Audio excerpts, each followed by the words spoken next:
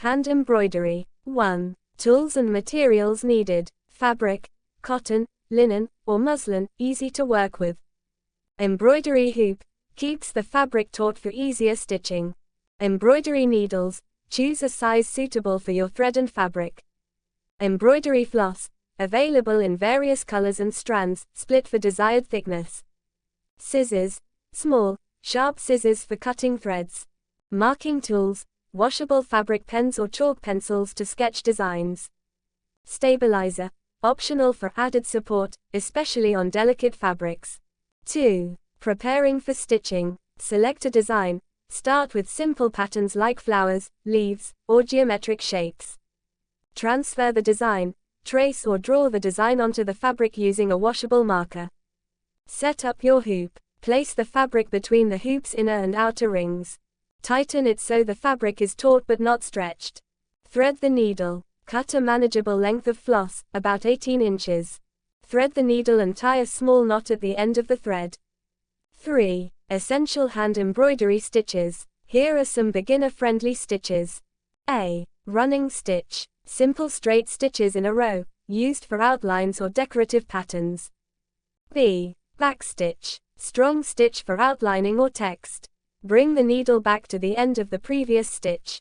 C. Satin stitch. Fill shapes by making closely packed, parallel stitches.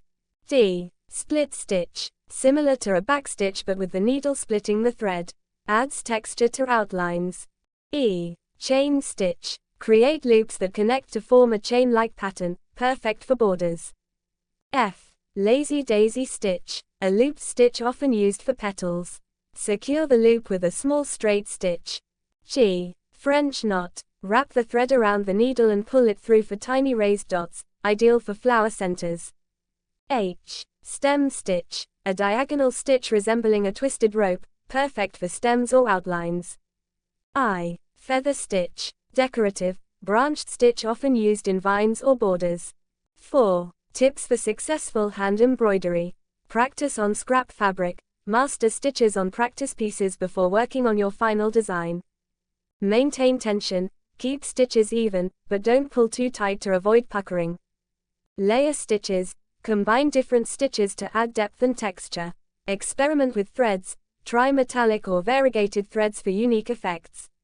5. Finishing your work. Secure threads. Tie knots at the back to prevent unraveling.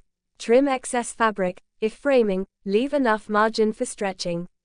Press the fabric. Gently iron with a cloth over the embroidery to flatten wrinkles. Would you like tutorials for specific stitches or help with a particular design?